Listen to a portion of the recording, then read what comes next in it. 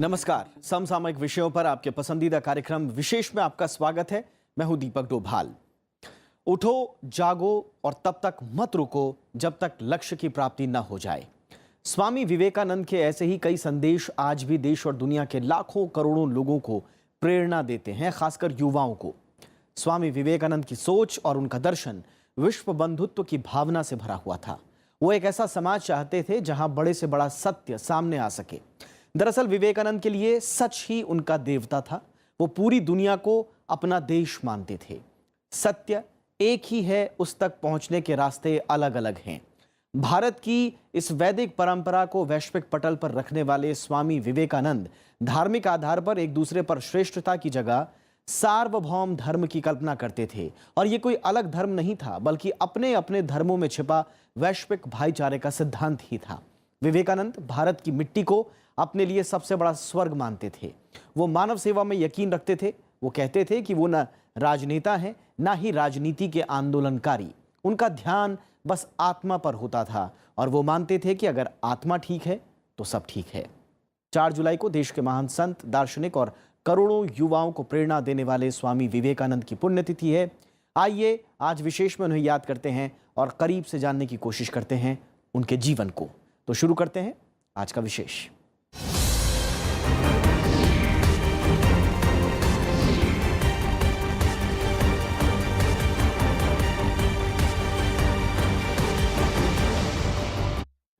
तो स्वामी विवेकानंद को हम संत, दार्शनिक, समाज सुधारक के साथ ही समाज को नई दिशा देने वाले एक महान शख्स के तौर पर जानते हैं।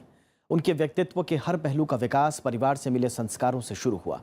भारतीय सनातन धर्म से दुनिया को परिचित कराने वाले स्वामी विवेकानंद बचपन से ही खोजी प्रवृत्ति के थे।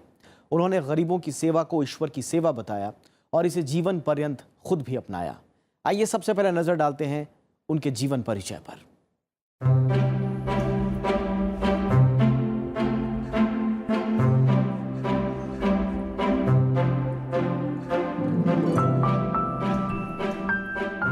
भारतीय पुनर्जागरण के पुरोधा स्वामी विवेकानंद का जन्म 12 जनवरी 1863 को कलकत्ता के एक मशहूर वकील विश्वनाथ दत्त के घर हुआ।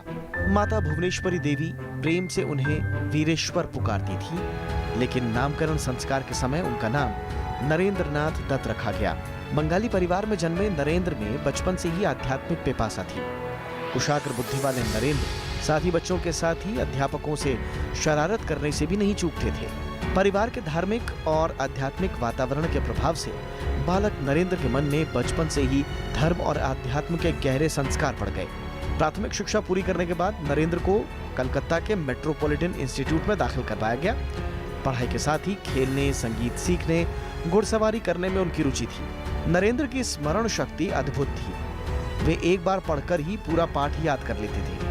उन्होंने पूरी संस्कृत व्याकरण, रामायण और महाभारत के अध्याय याद कर लिए थे। शुरू में नरेंद्र अंग्रेजी नहीं सीखना चाहते थे। उनका मानना था कि ये उन लोगों की भाषा है जिन लोगों ने उनकी मातृभूमि पर कब्जा किया हुआ है। लेकिन बाद में उन्होंने न सिर्फ अंग्रेजी सीखना शुरू किया, बल्कि इस पर महारत भी हासिल कर ली। बचपन से ही उनमें नेतृत्व का गुण था। वे सिर्फ कहने से ही किसी बात को नहीं मान लेते थे, बल्कि उसकी तार्किकता को परखने की भी कोशिश करते थे। सन्यासी बनने का विचार भी उनके बाल मन से चलता आ रहा था। 14 साल की उम्र में बीमार पड़ने पर पिता विश्वनाथ दत्त ने नरेंद्र को मध्य प्रदेश के रायपुर में बुला लिया। रायपुर में ही नरेंद्र ने जीवन की विविधताओं को समझा। आसपास की पहाड़ियों और घने जंगलों में विचरण से नरेंद्र की आंतरिक चेतना का विकास हुआ। रायपुर में 2 साल तक रहने के बाद वो वापस कलकत्ता आ गए। 18 साल की उम्र में उन्होंने कलकत्ता के प्रेसिडेंसी कॉलेज में दाखिला लिया। कॉलेज के दिनों में उनकी ज्ञान पिपासा बढ़ती गई। उनकी शिक्षा जो आजकल की जैसे वेस्टर्न एजुकेशन उनका शिक्षा नहीं था। वो स्वामी परमहंस के भक्त थे। बेसिकली वो एक स्पिरिचुअल गुरु थे, तो उनका कोई जो फॉर्मल एजुकेशन इनका नहीं था, उस पर भी ज़्यादा उसमें रुचि नहीं था।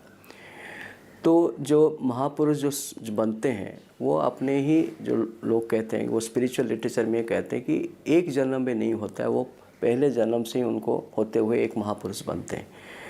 उनको देखिए, उनका देहांत होता है हार्डली 39 ईयर्स में उनका देहांत हो जाता है। संसार की सच्चाई और सत्य की खोज जैसे प्रश्न उन्हें विद्रोही बनाने लगे। वे परंपराओं और रस्मों के प्रति भी सहज नहीं रहे। वे ईश्वर की मान्य धारणा के रहस्यों को सुलझाने में बेचैन होने लगे। इस दौरान 1881 में उनकी भेंट स्वामी रामकृष्ण परमहंस से हुई। रामकृष्ण परमहंस कलकत्ता में दक्षिणेश्वर काली मंदिर के पुजारी थे। परमहंस से भेंट के बाद नरेंद्र के जीवन में क्रांतिकारी परिवर्तन आ गया। शुरुआत में उन्होंने परमहंस की बातों पर भी संशय किया, लेकिन उलझन और प्रतिवाद के बाद विवेकानंद ने परमहंस को अपना गुरु और मार्ग प्रदर्शक बना लिया। 1886 में रामकृष्ण परमहंस के निधन के बाद विवेकानंद के जीवन और कार्यों को नया मोड़ मिला।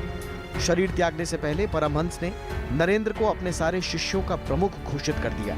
इसके बाद सन्यासी नाम विवेकानंद ने धारण किया और उन्होंने बराहनगर मठ की स्थापना की और यहाँ अपने आध्यात्मिक प्रयोग करने लगे। भारतीय मठ परंपरा का पालन करते हुए विवेकानंद ने कई सालों तक भारतीय उपमहाद्वीप के अलग अलग हिस्सों की यात्रा की। सन्यासी के रूप में भगवा वस्त्र धारण कर दंड और कमंडल लेकर देश भर की पैदल यात्रा की। पूरा भारत उनका घर बन गया था और सारे भारतीय उनके भाई बहन। परमहंस और विवेकानंद के संबंधों का जो गुरु शिष्य का अटूट संबंध है, एक दूसरे के ऊपर पूरा विश्वास है। वो हमेशा जब नरेंद्र कह के बुलाए तो कहीं न कहीं एक बहुत बड़ी आत्मा का संबंध था। 1893 में अमेरिका के शिकागो की विश्व धर्म संसद विवेकानंद के जीवन में नया मोड़ साबित हुई। राजस्थान में खेतड़ी के राजा अजीत सिंह के आर्थिक सहयोग से स्वामी विवेकानंद शिकागो के धर्म संसद में शामिल हुए। यहाँ उन्होंने भारत की ओर से सनातन धर्म का प्रतिनिधित्व किया। 11 सितंबर 1993 को धर्म संसद में विवेकानंद के दिए उत्कृष्ट भाषण से पूरी दुनिया में भारत का मान बढ़ गया। करीब 4 साल तक उन्होंने अमेरिका के कई शहरों, लंदन और पेरिस में व्याख्यान दिए। उन्होंने जर्मनी, रूस और पूर्वी यूरोप की यात्राएं भी की। हर जगह उन्होंने वेदांत के संदेश का प्रचार किया। हर जगह उन्होंने समर्पित शिष्यों का समूह बनाया। 4 साल के गहन उपदेशों के बाद विवेकानंद भारत लौटे। स्वामी विवेकानंद ने 1 मई 1897 को कलकत्ता के बेलूर में रामकृष्ण मिशन की स्थापना की। इसके जरिए रामकृष्ण परमहंस के विचारों के साथ ही वेदांत ज्ञान के अध्ययन प्रचार को सुनिश्चित किया। विवेकानंद ने दीन दुखियों की सेवा को सबसे बड़ा धर्म बताया। विवेकानंद ने अपने साथियों और शिष्यों से कहा कि अगर वे ईश्वर की सेवा करना चाहते हैं तो गरीबों और जरूरतमंदों की सेवा करें। विवेकानंद का मानना था कि निर्धन और जरूरतमंदों के अंदर ही ईश्वर वास करता है। हालांकि अथक मेहनत की वजह से स्वामी विवेकानंद का स्वास्थ्य लगातार गिरते जा रहा था। दिसंबर 1898 में धर्म सम्मेलनों में हिस्सा लेने के लिए फिर से वो अमेरिका और यूरोपीय देशों में गए। वहां से भारत लौटने के बाद 4 जुलाई 1902 को विवेकानंद ने बेलूर मठ में अपने प्राण त्याग दिए। 39 साल की अल्प आयु में ही उन्होंने पूरी दुनिया में अध्यात्म की अलग जगाई। विवेकानंद भारत के आध्यात्मिक गगन के चमकते सूरज हैं, जिनके विचार और कार्य आज भी मानव समाज को आलोकित कर रहे हैं। Bureau report, Rajya Sabha TV. Swami Vivekananda के संपूर्ण व्यक्तित्व को समझने के लिए उनके दर्शन को जानना बेहद जरूरी है। स्वामी विवेकानंद समकालीन भारतीय दार्शनिकों में अग्रदूत हैं। आइए नजर डालते हैं स्वामी विवेकानंद के दर्शन से जुड़ी मान्यताओं पर। स्वामी विवेकानंद के विचारों पर सबसे गहरा प्रभाव प्राचीन भारतीय दर्शन, खासकर वेदांत दर्शन का है। इसके अलावा उनके दर्शन पर बौद्ध दर्शन का प्रभाव भी स्पष्ट दिखाई देता है। अंधविश्वास और रूढ़िवादी कुरीतियों के विरुद्ध जो उनका प्रतिवाद है, वो ब्रह्म समाज के प्रभाव में है। इसके अलावा गीता की बातों का भी विवेकानंद के विचारों पर गहरा असर देखा जा सकता है। इन सब के परे विवेकानंद के जीवन, मन और विचारों पर सबसे ज्यादा प्रभाव उनके गुरु स्वामी रामकृष्ण परमहंस का था।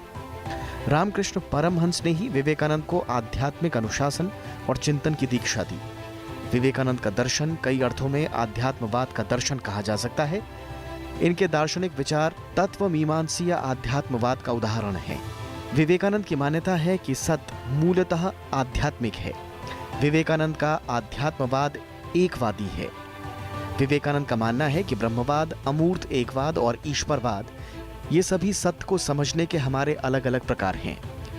इस रूप में विवेकानंद मूल तत्व यानी सत्य की व्याख्या में एकवादी और ईश्वरवादी दोनों व्याख्याओं के बीच सहज भाव से विचरण करते हैं। विवेकानंद एक दृष्टि से सर्वेश्वरवादी हैं, लेकिन उन्होंने ईश्वर को व्यक्तित्वपूर्ण भी कहा है। विवेकानंद की ईश्वर में गहरी आस्था है और उनकी आस्था की अभिव्यक्ति इस विश्वास में होती है कि ईश्वर में बिना आस्था रखे जीना असंभव है। विवेकानंद का कहना है कि यह संभव नहीं है कि हम जगत और आत्मा की सत्ता को स्वीकार कर लें और ईश्वर की सत्ता को नकार दें। विवेकानंद ईश्वर के अस्तित्व को स्थापित करने का एक आधार सभी वस्तुओं में निहित एकत्व को मानते हैं। विवेकानंद ईश्वर की साक्षात अनुभूति को भी संभव मानते हैं। विवेकानंद ने अपने दर्शन में सृष्टिवाद और विकासवाद दोनों के लिए स्थान बनाया है। नव वेदांतवादी विवेकानंद के जगत विचार में माया का भी स्थान है। ये शंकर के माया विचार के समान होते हुए भी इससे अलग है। शंकर जहां माया को शक्ति मानते हैं जो भ्रांति उत्पन्न करती है, लेकिन विवेकानंद का कहना है कि माया भ्रांति नहीं है, बल्कि माया जगत का एक तथ्यात्मक विवरण है। जगत में व्यक्त विरोध ही माया है। विवेकानंद के मानव विचार में भौतिक और आध्यात्मिक दोनों पक्षों का समन्वित और व्यवस्थित रूप से प्रस्तुतिकरण है। हालांकि विवेकानंद भौतिक पक्ष को निम्नतर पक्ष और आध्यात्मिक स्वरूप को उच्चतर पक्ष मानते हैं। विवेकानंद ने अमरता को आत्मा की विशिष्टता बताया है, जो पुनर्जन्म से शुरू होकर पुनर्जन्म से मुक्ति पर खत्म होती है। आत्मा अमरता की अनुभूति कैसे कर सकती है, इसके लिए विवेकानंद ने ज्ञान योग, भक्ति मार्ग और कर्म मार्ग का विश्लेषण किया है। इसके अलावा राजयोग का भी जिक्र किया है, जिसमें अमरता की प्राप्ति के लिए मन और शरीर के पूर्ण नियंत्रण और अनुशासन शामिल हैं। विवेकानंद की मान्यता है कि मानव जाति के भाग्य को दिशा निर्देश देने वाली शक्तियों में सबसे ज्यादा प्रभाव धर्म का ही रहता है। विवेकानंद का मानना है कि धर्म को कभी नकारा नहीं जा सकता। उनका कहना है कि धर्मों की विभिन्नता, उनका आपसी मतभेद और विवाद धर्मों के जीवन के लिए अनिवार्य हैं। वेदांत का हिस्सा था कि जैसे जो कहा जाता है कि एकम सत विप्रा बहुधा वदन्ति, सत्य एक है, वहाँ तक पहुँचने के रास्ते अलग अलग हो सकते हैं। ये एक हमारी कल्पना, वैदिक कल्पना थी, जिसमें सभी धर्मों को उतना ही एक तरह से सम्मान दिया गया कि आपका धर्म भी उतना ही श्रेष्ठ है जितना मेरा। विवेकानंद का कहना है कि धर्म सार्वभौम कैसे हो पाएगा, इस प्रश्न के समाधान में ही सार्वभौम धर्म का स्वरूप उभरता है। वे कहते हैं कि धर्मों की सार्वभौमिकता की एक पहचान ये है कि उसके द्वार हर व्यक्ति के लिए खुले रहें। सार्वभौम धर्म की दूसरी शर्त यह है कि वो विभिन्न धर्म संस्थाओं को संतुष्ट और तृप्त कर सके। विवेकानंद का मानना है कि जैसे विश्व बंधुत्व संभव है, वैसे ही सार्वभौम धर्म भी वास्तविक है। विवेकानंद का कहना है कि वस्तुतः हर धर्म सार्वभौम धर्म है, लेकिन हम अपनी सुविधाओं और बाह्य उद्देश्यों की पूर्ति के लिए उस धर्म की सार्वभौमिकता की उपेक्षा कर उसे सांप्रदायिक बना देते हैं। आगे चलकर वे स्पष्ट करते हैं कि सार्वभौम धर्म बनाने का अर्थ अलग से किसी धर्म को मानने की आवश्यकता नहीं है। विवेकानंद कहते हैं कि सार्वभौम मानसिकता से सोचें तो हम सभी धर्मों की एक समानता को देख पाएंगे। सार्वभौम धर्म की विशिष्टता होनी चाहिए कि वो हर मन को सहज रूप से स्वीकार हो। Bureau report, Rajya Sabha TV. 19वीं सदी को भारत में धार्मिक और सामाजिक पुनर्जागरण की सदी माना गया है। इस दौरान पाश्चात्य शिक्षा से प्रभावित लोगों ने सामाजिक परंपराएं, धर्म, रीति रिवाज और परंपराओं को तर्क की कसौटी पर कसना शुरू किया और समाज को एक नई दिशा देने की कोशिश की। इस कड़ी में स्वामी विवेकानंद थोड़े अलग तो हैं, लेकिन उनका स्थान बेहद खास है। स्वामी विवेकानंद ने भारत में सामाजिक, धार्मिक और राजनीतिक पुनर्जागरण के क्षेत्र में महत्वपूर्ण भूमिका निभाई। उठो, जागो और तब तक रुको नहीं जब तक मंजिल प्राप्त ना हो जाए। भारतीय पुनर्जागरण की मजबूत परंपरा के वाहक स्वामी विवेकानंद की ये पंक्तियां उनके सामाजिक चिंतन और विचार को बयां करती हैं। विवेकानंद ने सामाजिक परिवर्तन को महज सतही तौर पर नहीं लिया, बल्कि अपने तरीके से सामाजिक पुनर्रचना की अपील की और उसे साकार करने के लिए जीवन भर लगे रहे। सामाजिक सुधार की प्रक्रिया में विवेकानंद ने कहा, मैं मनुष्य जाति से ये मान लेने का अनुरोध करता हूं कि कुछ नष्ट ना करो। विनाशक सुधारक लोग संसार का कुछ भी उपकार नहीं कर सकते। किसी वस्तु को भी तोड़कर धूल में मत मिलाओ, बल्कि उसका गठन करो। यदि हो सके तो सहायता करो, नहीं तो चुपचाप हाथ उठाकर खड़े हो जाओ और देखो मामला कहां तक जाता है। उनके इन विचारों से जाहिर होता है कि स्वामी विवेकानंद विनाशक नहीं, रचनात्मक समाज सुधारक के पक्षधर थे, और यही बात उन्हें अपने दौर के समाज सुधारकों से महान बनाती है। स्वामी विवेकानंद को भारत की मूल शक्ति आध्यात्मिकता पर गहरा विश्वास था। उनकी आध्यात्मिकता संपूर्ण और सर्वव्यापी आत्मा का बोध है। इसीलिए उनका समाज सुधार ऊपरी नहीं है, बल्कि वो आध्यात्म की मजबूत भूमि पर टिका है। उनका मानना था कि सबसे पहले आध्यात्मिक सुधार करना जरूरी है। इसके बिना कोई भी दूसरा सुधार नहीं हो सकता। इसी को वे आमूल सुधार मानते थे। सामाजिक सुधार को वे बेहद महत्वपूर्ण मानते थे, लेकिन उनका मानना था कि समाज सुधार महज दिखावा ना हो और अधूरा भी ना हो। जब पूरी तरह से सुधार होगा तभी वह सार्थक होगा और लंबे वक्त तक उसका असर रहेगा। तो उस ज़माने में 19th सेंचुरी में जहाँ पे वेस्ट बंगाल में आप जैसे जाति प्रथा हो कि जैसे वुमेन राइट को सप्रेस करना, उनका घर के अंदर रखना, कि पढ़ाई ना करना, वो जितने सारे बुरियाँ उस टाइम उस ज़माने में थी, तो उसके अगेंस्ट में वो न केवल लोगों को समझाते, वो जाके अपना काम भी शुरू किए हैं। जैसे स्कूल जैसे हुआ वहाँ पे, और ऐसे एक संस्था छोड़ के चले गए जिसको देख के दूसरे लोग उसको बाद में आगे बढ़ाते गए। भारतीय समाज की दुर्दशा और स्थिति के लिए वो लोगों की इच्छा शक्ति की कमी को जिम्मेदार मानते थे। उनका कहना था कि जब तक लोग खुद ही अपनी समस्या को हल करने के लिए आगे नहीं आएंगे, तब तक सुधार नहीं होगा। केवल चिल्लाने से कुछ नहीं होगा। विवेकानंद इस बात पर खास जोर देते थे कि समाज सुधारक को समाज के प्रति गहरी सहानुभूति होनी चाहिए, तभी वो गरीबी और अज्ञान में डूबे करोड़ों लोगों की वेदना का अनुभव कर सकेगा। साथ ही वे कहते थे कि जब इस देश के युवा अपने गरीब और दरिद्र देशवासियों के लिए अपने सुख और सुविधाओं का त्याग करेगा, तभी भारत दोबारा उठ सकेगा। सबसे बड़ी चीज़ था उनकी जो ये सुधारने के, समाज सुधारने के लिए कास्ट सिस्टम को अपोज करना। तो उनके ये मानना था कि जाति प्रथा जो कभी वो बर्थ बेस्ड नहीं है, वो एक कर्म बेस्ड है। आप कौन सा काम, इस पे जाति प्रथा होना चाहिए। तो ये वो जो एक जो प्रेजुडिस लोगों का अंदर था कि भाई आप जिस जात में पैदा हुए, आपके पास्ट कर्म के लिए, जो इसको कहते हैं ना संस्कार के लिए, वो उसको पहले बार कंटेस्ट किए थे। मुझे लगता है उनकी वो वाली जो बात आज भी कहीं रेलेवेंट है, जहाँ पे कि आप पर्टिकुलरली नॉर्दर्न इंडिया में जो कास्ट सिस्टम था रिजिड हो रहा है, कि उसको कहते हैं कि जाति प्रथा अपना ही बना हुआ है, हम उसको तोड़ सकते हैं, ये भगवान का दिया नहीं है। स्वामी विवेकानंद का मानना था कि सामाजिक परिवर्तन बाहर से नहीं, अंदर से होता है।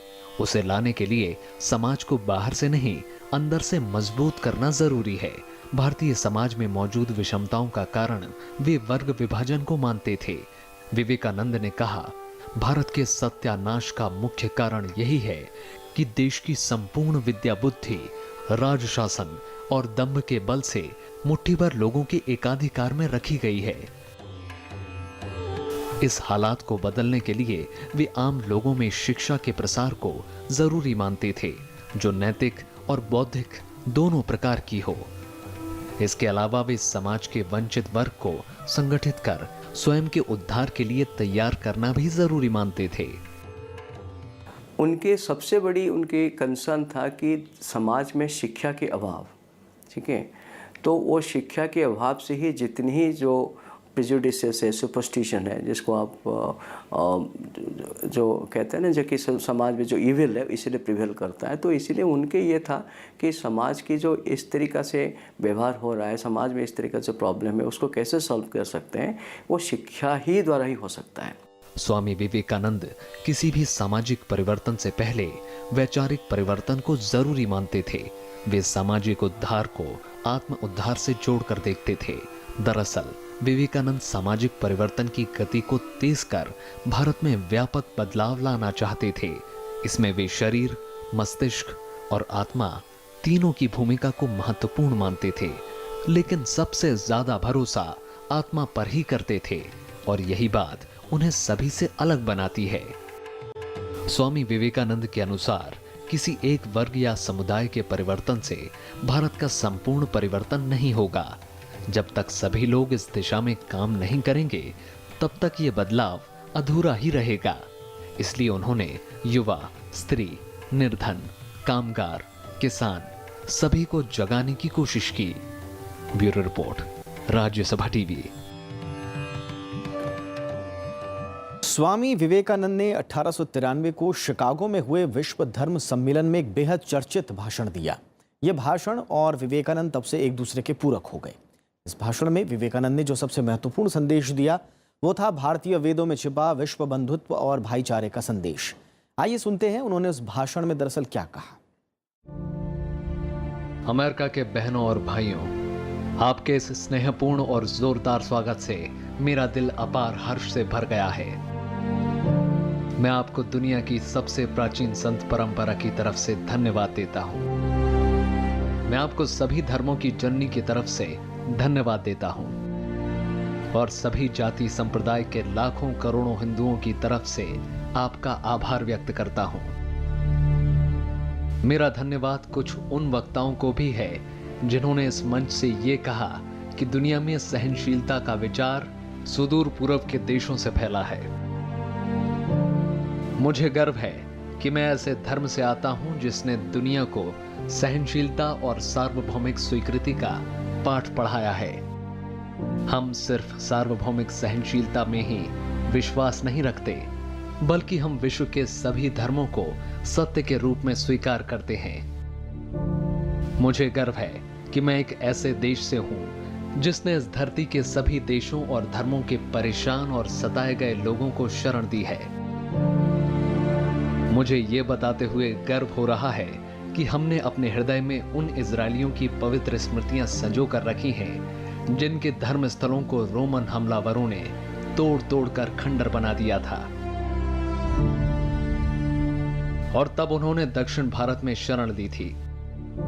मुझे इस बात का गर्व है कि मैं एक ऐसे धर्म से हूं जिसने महान पारसी धर्म के लोगों को शरण दी और अभी भी उन्हें पाल पोस रहा है। भाइयों, मैं आपको एक श्लोक की कुछ पंक्तियां सुनाना चाहूंगा जिनका मैंने बचपन से स्मरण किया और दोहराया है और जो रोज करोड़ों लोगों द्वारा हर दिन दोहराया जाता है। जिस तरह अलग अलग स्रोतों से निकली विभिन्न नदियां अंत में समुद्र में जाकर मिलती हैं, उसी तरह मनुष्य अपनी इच्छा के अनुरूप अलग अलग मार्ग चुनता है। वे देखने में भले ही सीधे या टेढ़े मेढ़े लगें, पर सभी भगवान तक ही जाते हैं। वर्तमान सम्मेलन, जो कि आज तक की सबसे पवित्र सभाओं में से एक है, गीता में बताए गए इस सिद्धांत का प्रमाण है। जो भी मुझ तक आया है, चाहे वह कैसा भी हो, मैं उस तक पहुंचता हूं। लोग चाहे कोई भी रास्ता चुने, आखिर में मुझ तक ही पहुंचते हैं। सांप्रदायिकताएं, कट्टरताएं और इसके भयानक वंशजों की हठ धर्मता ने लंबे समय से पृथ्वी को अपने शिकंजों में जकड़ा हुआ है। इन्होंने पृथ्वी को हिंसा से भर दिया है। कितनी बार ही ये धरती खून से लाल हुई है। न जाने कितनी सभ्यताएं तबाह हुई हैं और कितने देश मिटा दिए गए हैं। अगर ये भयानक राक्षस नहीं होते तो आज मानव समाज कहीं ज्यादा उन्नत होता, लेकिन अब उनका समय पूरा हो चुका है। मुझे पूरी उम्मीद है कि आज इस सम्मेलन का शंखनाद सभी हठ धर्मिताओं, हर तरह के क्लेश और सभी मनुष्यों के बीच की दुर्भावनाओं का विनाश करेगा, चाहे वो तलवार से हो या फिर कलम से।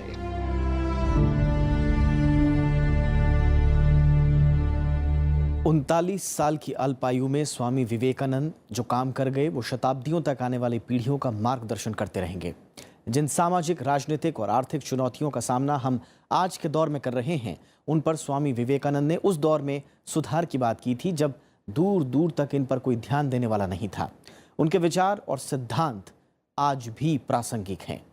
इसी खास रिपोर्ट के साथ आपको छोड़े जा रहे हैं और आपको याद दिला दें, हमारा ये कार्यक्रम आप YouTube पर देखना ना भूलें और वहां आपकी प्रतिक्रियाओं का हमें हमेशा इंतजार रहता है। नमस्कार।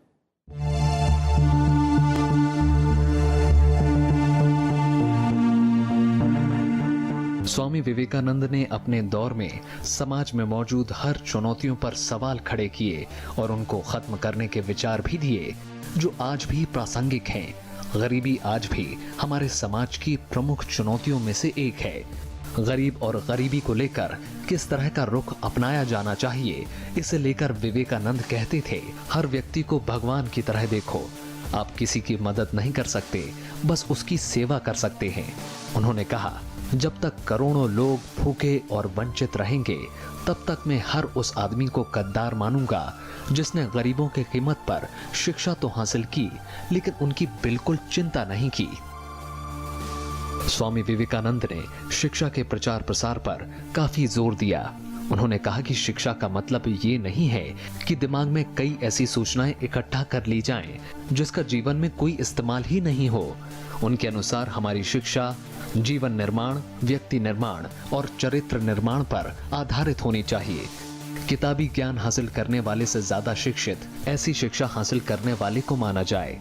उनकी शिक्षा के प्रचार प्रसार के विचार आज भी बेहद प्रासंगिक हैं। उनकी जो वो एम्फोसिस इसी में था कि शिक्षा कैसे मानव की अपने एक मनुष्य की एक इंटीग्रल डेवलपमेंट हो। वो कहते थे कि आपकी जो पर्सनालिटी है वो 2/3 है, और आप जो कहते हो, सीखते हो, जो काम करते हो 1/3 है। मतलब आपकी पर्सनालिटी बिल्डिंग में, मैन बिल्डिंग में शिक्षा की सबसे बड़ी महत्वपूर्ण बात है। विवेकानंद का मानना था कि किसी भी समाज के सशक्तिकरण के लिए महिला का सशक्त होना बेहद जरूरी है। विवेकानंद कहते थे कि महिलाओं को बस शिक्षा दे दो, इसके बाद वे खुद बताएंगी कि उनके लिए किस तरह के सुधार की जरूरत है। शिक्षा की कमी के कारण ही महिलाओं को दूसरे पर निर्भर रहना पड़ता है। अगर महिलाओं को सशक्त नहीं बनाया गया तो फिर देश की तरक्की नहीं होगी। इसी तरह युवा शक्ति पर विवेकानंद को अटूट विश्वास था। देश और समाज के विकास के लिए उन्होंने युवाओं से आगे आने की अपील की। उन्होंने युवाओं को अपने विचारों पर अडिग रहते हुए पूरे दुनिया में देश का मान बढ़ाने का सुझाव दिया।